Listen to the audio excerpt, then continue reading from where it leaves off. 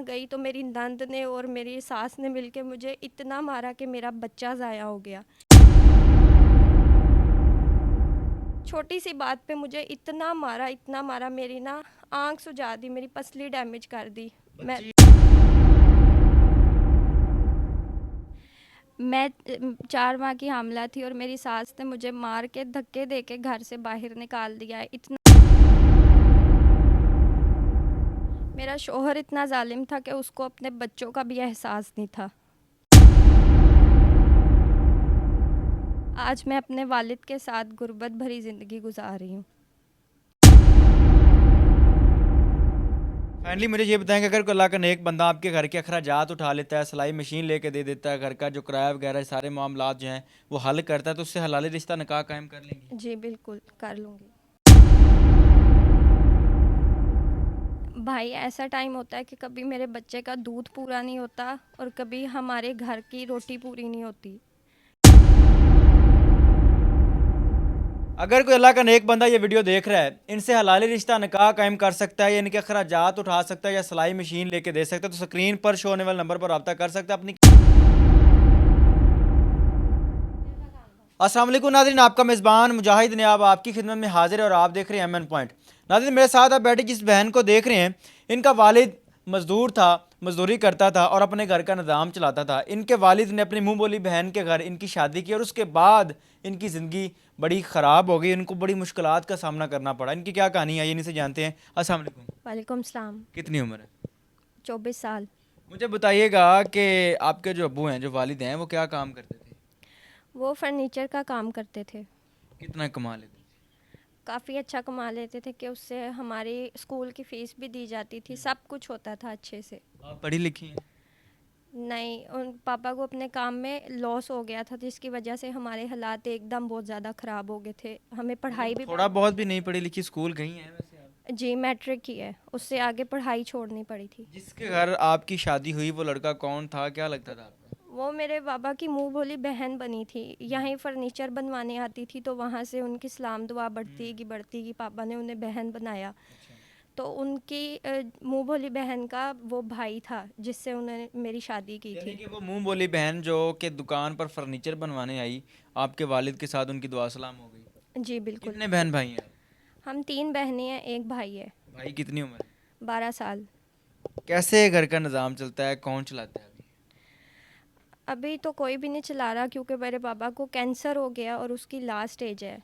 और मुझे भी जो है ना तलाक हो गई है। जिस बहन को अपना समझ के उन्होंने रिश्ता किया था वहाँ पे कि वो ख्याल रखेगी बेटियों की तरह, लेकिन वहाँ पे जब मैं गई हूँ तो उन्होंने 15 दिन गुजरे नहीं है कि मेरे पे जुल्म करना शुरू कर दिया, मुझे गरीबी के ताने देने के तुम्हारा बाप गरीब है, तुम ऐसी हो तुम वैसी हो, तुम पढ़ी लिखी नहीं हो, तुम्हारे बाप ने फर्नीचर अच्छा नहीं दिया, जो कुछ भी तुम्हारे ताने देती थी, बहुत बुरी बुरी बातें करती थी। मैं ये सब कुछ चुप करके बर्दाश्त करती थी कि मैं अगर घर चली जाऊंगी तो मेरे पापा पहले ही बहुत बीमार है, वो मेरी टेंशन लेंगे। लेकिन फिर मेरे शौहर भी इस तरह के थे कि वो अपनी माँ बहनों की बातों में आके मुझे मारते थे, मुझे गालियाँ देते यानी थे। कि शादी के 15 दिन बाद ही आपके ससुराल में आपके साथ ये जुल्म ज्यादती, ये जो आप बता रही हैं सारा मामला शुरू हो गया? जी बिल्कुल। अच्छा, उसके बाद आपने अपने शौहर को नहीं कहा कि मैं तुम्हारी बीवी हूँ, मेरा भी तुम पर हक है? वो नहीं उनको समझाता था कि यार ये मेरी बीवी है, इसके साथ इस तरह ना करें? नहीं, वो यही कहता था कि तुमसे पहले मेरी माँ है, मेरी बहनें हैं, वो जो कहेंगी मैं उनकी सुनूंगा। मैं बहुत समझाती थी लेकिन वो मुझे कुछ समझता ही नहीं था। वजह क्या थी? यही वजह थी कि आप गरीब बाप की बेटी हैं? जी बिल्कुल, यही वजह थी। मुझे मारना, गालियाँ देना, ताने देना गरीबी के, तुम्हारा बाप गरीब है, तुम ऐसे हो, तुम वैसे हो, सब कुछ। कितनी हालाँकि देर शादी रही है आपकी उधर? मेरी शादी को 5 साल। कितने बच्चे हैं? 2 बच्चे हैं मेरे। इससे पहले आप बता रही थी ऑफ कैमरा कि आपके बच्चे वेस्ट भी किए गए हैं, वो क्या मामला है?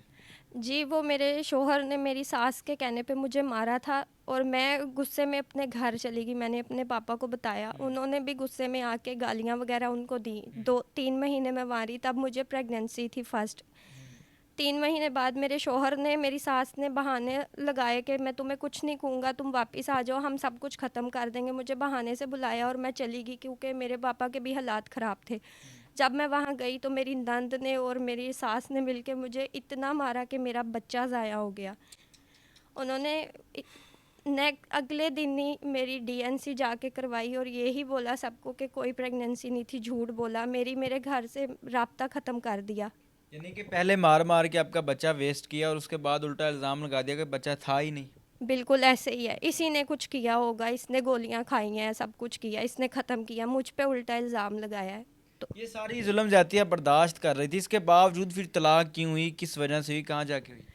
वो वो 3 साल मेरे से यही बदला लेती रही हैं कि तुम्हारे बाप ने हमें बोला था। हालाँकि जब मेरे घर राब्ता जब मेरा हुआ, तो मेरी चाची ने, माँ ने आके माफ़ी भी माँगी कि सब कुछ ख़त्म करे, बच्ची है, हमारी 2 बेटियाँ और हैं, सब कुछ। इन्होंने उस टाइम बोला कि ठीक है, अब हम कुछ नहीं कहेंगे, सब कुछ शादी ख़त्म को कर टोटल दो। 3 साल हुए हैं या 5 साल हुए हैं? 5 साल हुए 5 साल, हैं। अच्छा। फिर फिर उसके बाद मेरी मेरी नेक्स्ट प्रेगनेंसी हुई, वो उससे मेरी बेटी हुई पहली। बेटी होने के बाद हॉस्पिटल से घर आई हूँ, 3-4 दिन मैं बिस्तर पे पड़ी रही हूँ। मेरी सास, मेरी नंदे मुझे खाने को नहीं देती थी, सारा सारा दिन मैं भूखी रहती थी, उल्टा मुझसे काम भी करवाती थी इस हालत में। लेकिन फिर भी उसके बावजूद भी मैं कुछ नहीं बोली, सब कुछ चुप करके बर्दाश्त करती रही।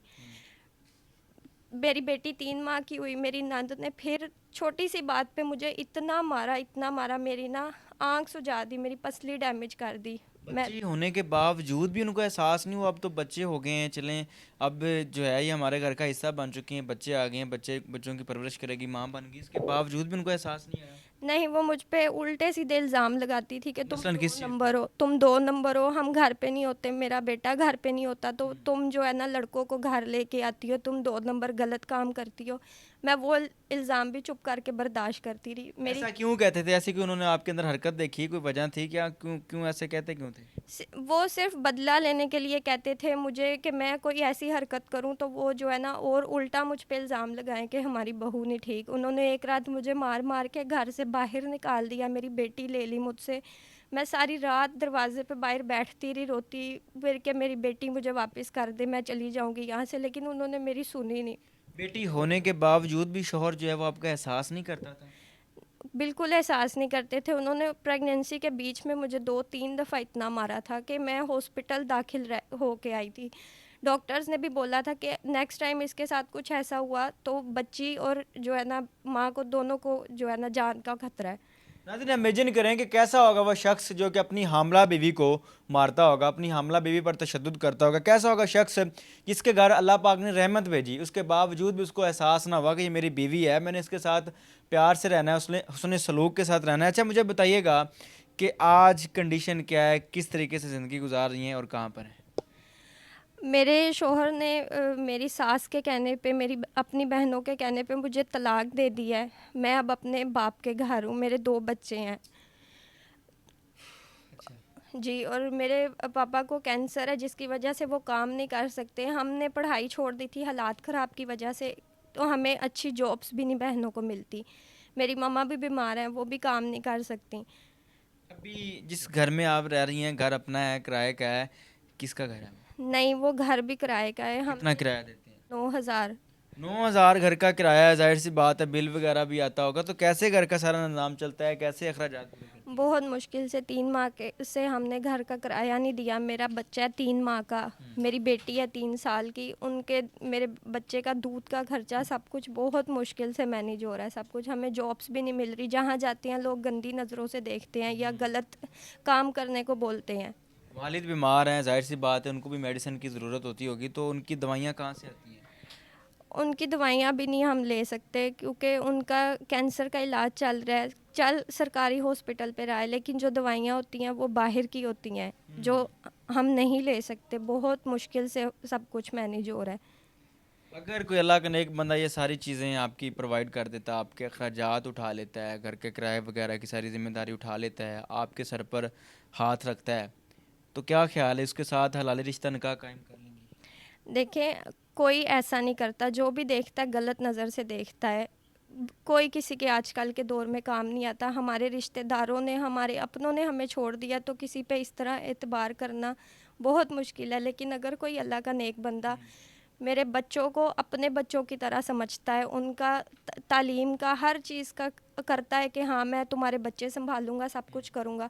क्योंकि कोई किसी के शादी के तो कह देगा कोई मुझे, लेकिन कल को वो मेरे बच्चे ना संभाले तो मैं अपने बच्चों को नहीं छोड़ सकती किसी की कोई वजह। काम ऐसा आता है जो कि कोई अल्लाह का नेक बंदा आपको काम करवा के दे दे जिससे आप घर का निज़ाम चला लें, आपका किराया वगैरह जो है जो सारे मामलात हैं ये आप पूरे कर सकें? मेरी मामा ने मुझे सिलाई कढ़ाई का काम थोड़ा सा करवाया था। अगर कोई मुझे अल्लाह का नेक बंदा सिलाई मशीन ले देता है तो मैं घर बैठ के अपने बच्चों का भी संभाल लूँ और अपने घर में थोड़ा सा अपने बाप का सहारा बन जाऊँ, कुछ थोड़ा सा काम कर लूँ तो बड़ी मेहरबानी होगी। पक्की बात है, खुद पर यकीन है कि अगर कोई अल्लाह का बंदा सिलाई मशीन लेके दे दे तो आप इससे अपने घर का निज़ाम चला लेंगी। जी बिल्कुल।